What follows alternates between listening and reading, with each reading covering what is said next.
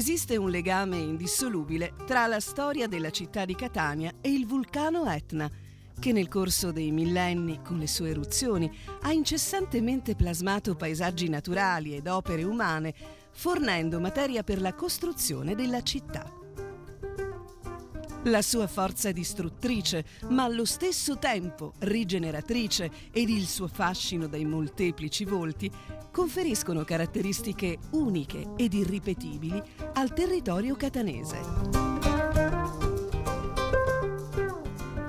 I palazzi, le strade ed i monumenti rievocano costantemente a chi li osserva l'imponente presenza del vulcano che sovrasta e quasi abbraccia la città.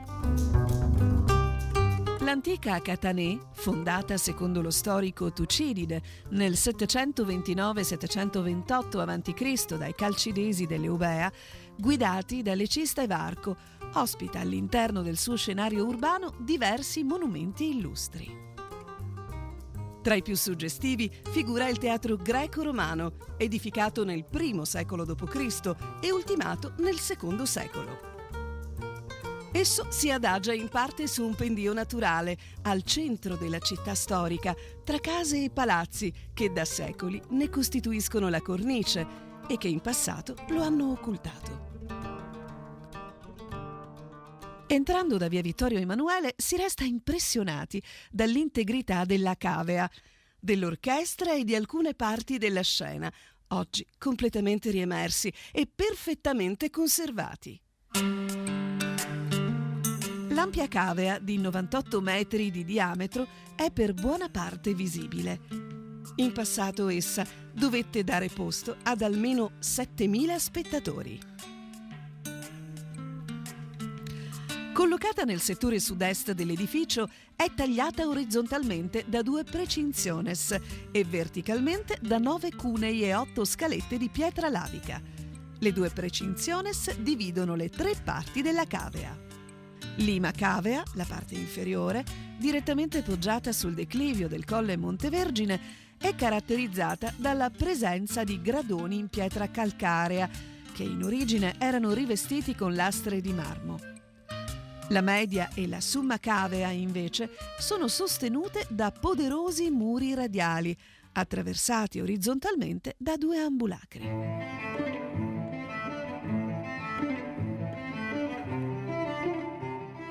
Proprio dagli ambulacri collegati tra loro da scale si accedeva tramite vomitoria ai diversi settori della gradinata.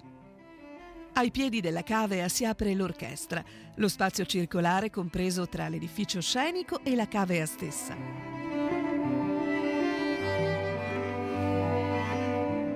La scena era delimitata ai lati da 2 alti parascenia, all'interno dei quali erano ricavati i passaggi che collegavano il palcoscenico al post scenium. La France Scène era costituita da colonne di marmo, disposte su più ordini, alloggiante statue di soggetto mitologico e pubblico. Innanzi ad essa era collocata il pulpitum, la cui fronte, movimentata da piccole nicchie rivestite in marmo e decorate da statue, come quella raffigurante Leda col cigno, copia romana di un originale greco di Timoteo, IV secolo a.C., era coronata da una cornice in marmo con motivi vegetali stilizzati.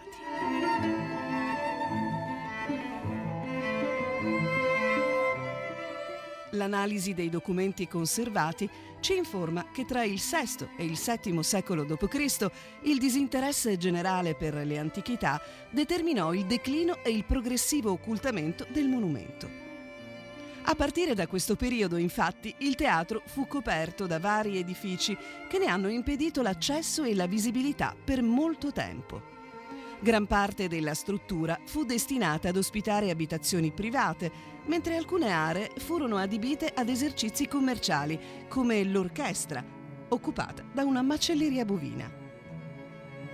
Infine, danni ingenti interessarono il teatro in occasione del terremoto del 1693, che interessò gran parte della Sicilia orientale, lasciando tracce indelebili nelle nostre città. Le alterne vicende che hanno interessato il teatro di Catania, modificandone l'aspetto originario, hanno al contempo stimolato l'interesse verso di esso. Dalla seconda metà degli anni 90, il Servizio per i beni archeologici della Soprintendenza per i beni culturali e ambientali di Catania, sotto la direzione della dottoressa Maria Grazia Branciforti e con la collaborazione del professore architetto Giuseppe Pagnano, ha intrapreso una nuova serie di campagne di scavo con l'obiettivo di demolire, rifunzionalizzare e restaurare ciò che rimane ancora ingombrato del monumento, con la finalità di conservare alcuni edifici rappresentativi della storia del monumento e della città, ridestinandoli a nuova funzione. Nel realizzare l'area d'ingresso del teatro, con lavori finanziati dalla Comunità Europea, si è pensato con il professore Pagnano di lasciare a vista e quindi di rendere fruibili per tutte le varie stratificazioni edilizie che sono state scoperte. Al di sopra di 2 botteghe moderne che costituivano prima questo spazio, abbiamo ritrovato un soffitto ligneo del Settecento che è stato consolidato e lasciato a vista. Al centro questa strana colonna costituita da elementi di epoca diversa, il capitello di età medievale, il fusto uguale a quello delle colonne del teatro e una base ottagonale anche questa di età medievale.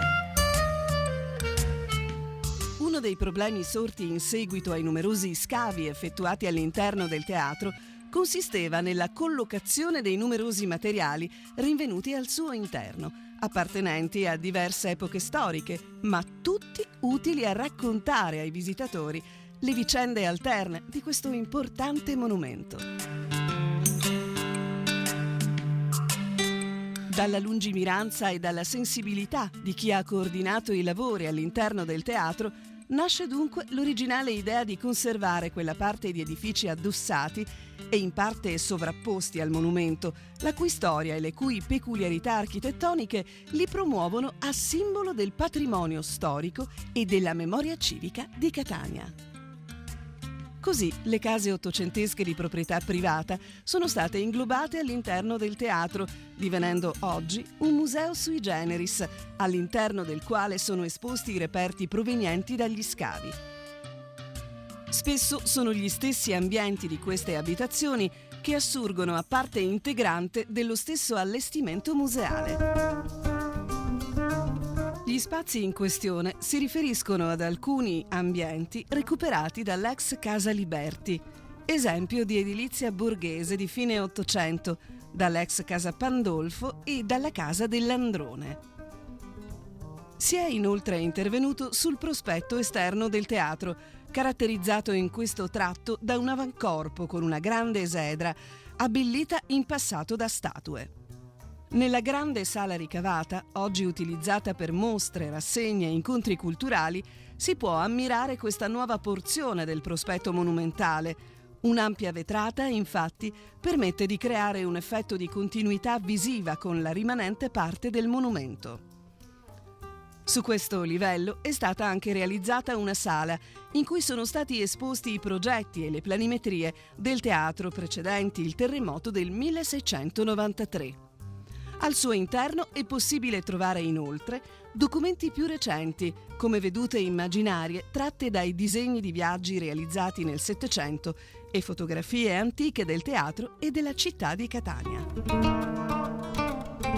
Al secondo piano, invece, si accede direttamente all'esposizione dei reperti provenienti dagli scavi, ordinata all'interno degli ambienti restaurati delle ex Casa Pandolfo e Casa Liberti. La maggior parte del materiale è di età romana, medievale e rinascimentale, ma nell'esposizione museale occupano un ruolo importante anche i reperti di età preistorica e greca, preziosa testimonianza della frequentazione del sito sin dalle epoche più remote.